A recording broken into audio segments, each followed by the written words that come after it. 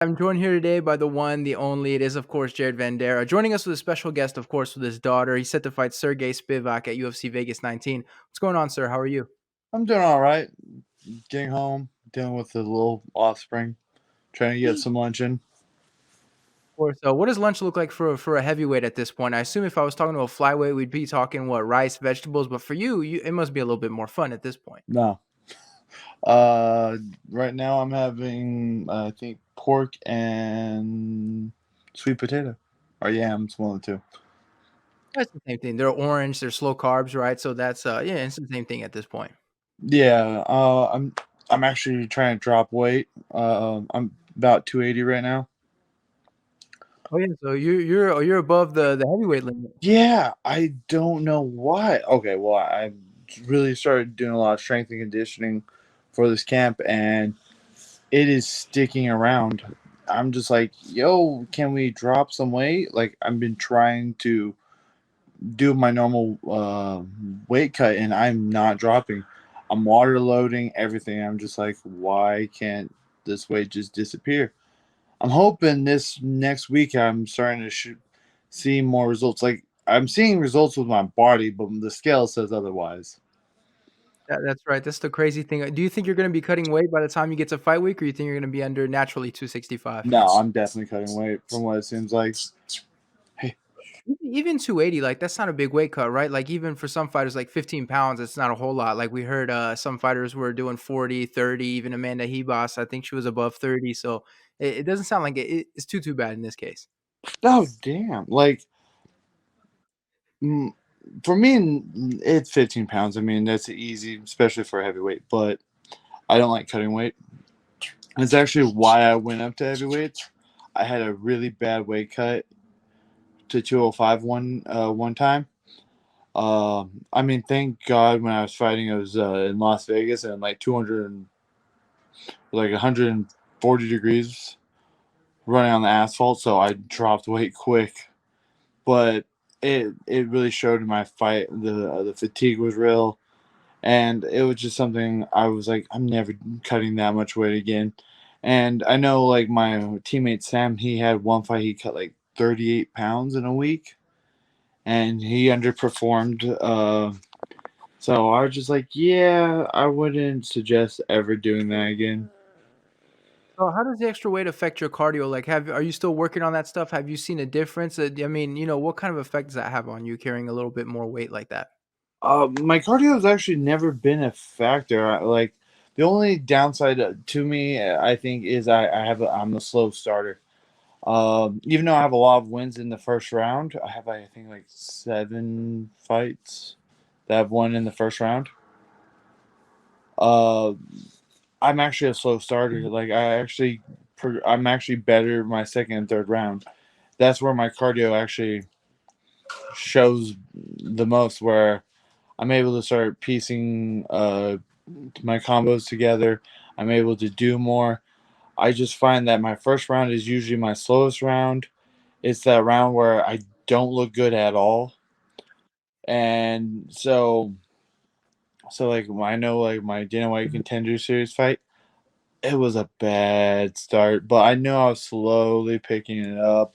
But even then, I wasn't pleased with it, and I don't think my cardio is bad. I did 5 rounds today. Um, I went with a bunch of guys. Not once did I felt like I was slowing down or anything like that. So I don't think my cardio is affected at all.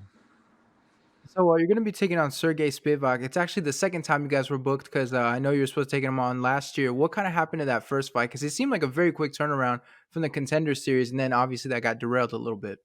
Yeah, I got the vid. I caught it.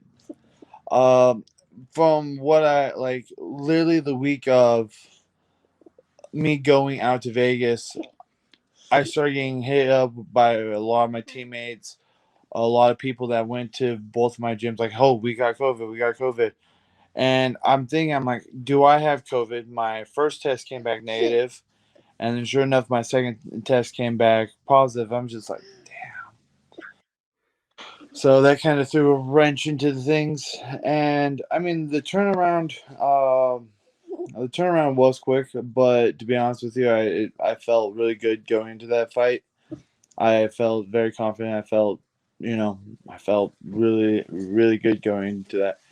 Um, though I will say, I think things changed since that last fight, due to just seeing Charles Oliveira. I don't know why, just seeing him kind of changed my perspective on things.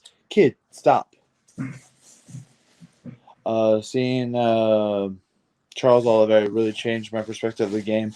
I don't know why, but just seeing him get ready for that fight with Tony Ferguson was weirdly like eye opening.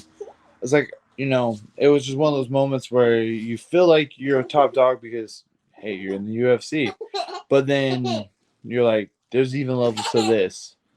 So I feel like I'm even more prepared for this fight than I was last time, and I'm really excited for this. So what exactly is it about, seeing Charles Oliveira that sort of, made you realize that? Like, what was it specifically that sort of kinda clicked in your mind?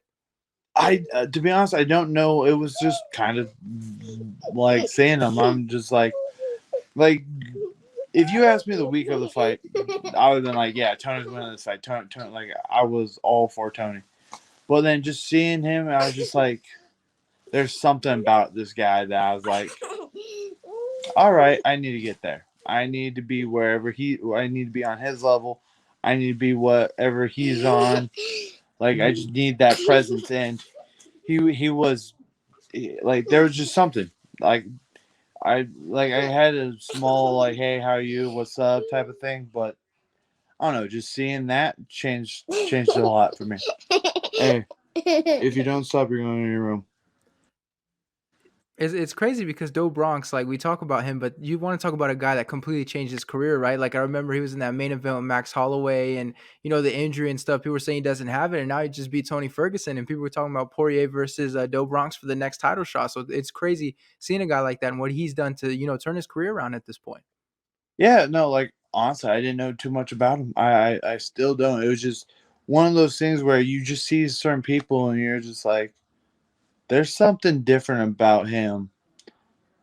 He was like he was on a different level, and I'm like, I'm not on that guy's level. That's where I need to be.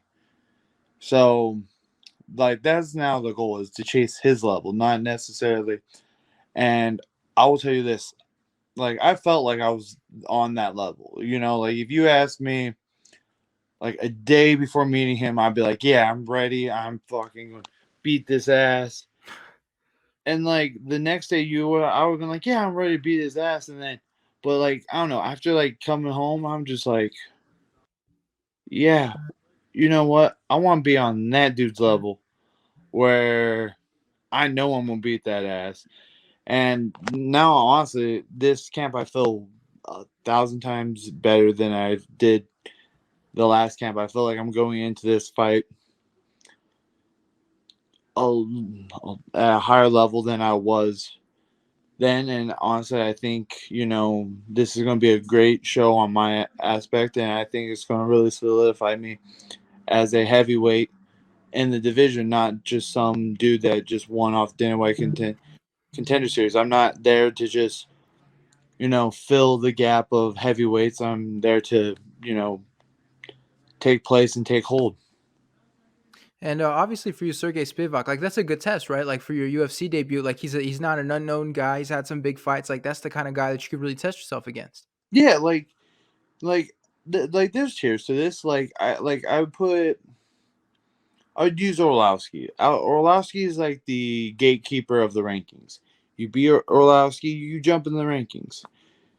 Sergey's at that point where he's already close to fighting Orlowski. He could be fighting Orlowski, and I think because I came from the contender series, they've been seeing a lot of success with guys from the contender series pop up. Sadly, in the heavyweight division, no, or well, yes and no. You have Dontel Mays. He's doing all right.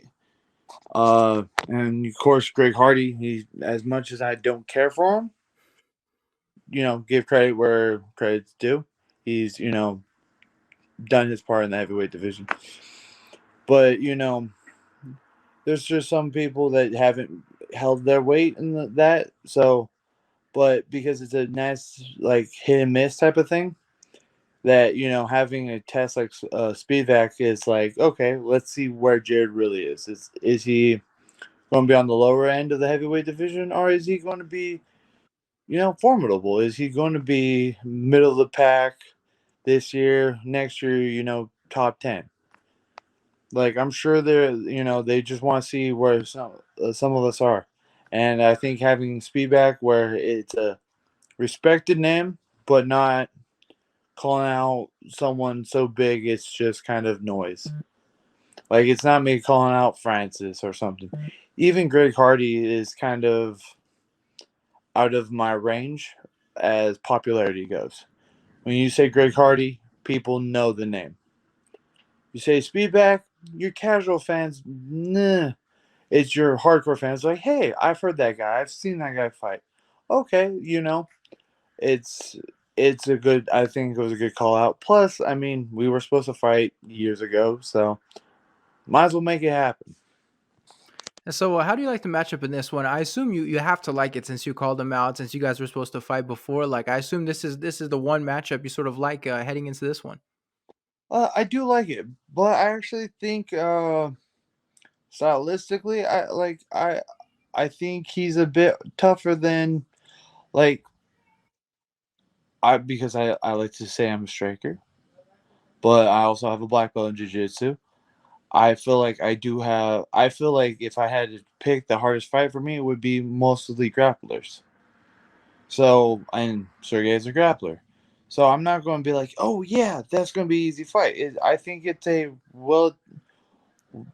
fight that's going to push me, but I think it's well enough where I could still beat him.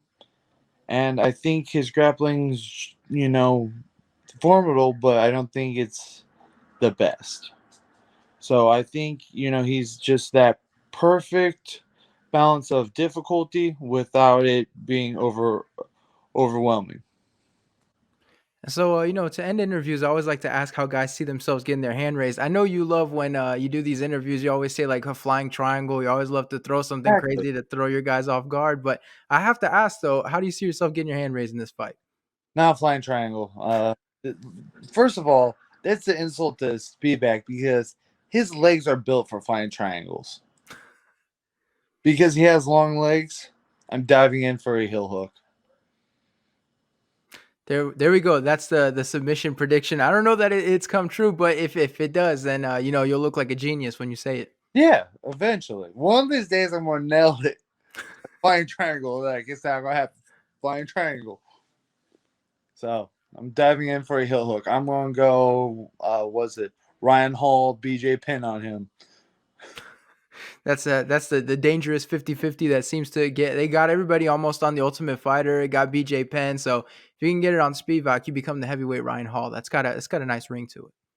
Yeah, I'm just way too big. Yeah.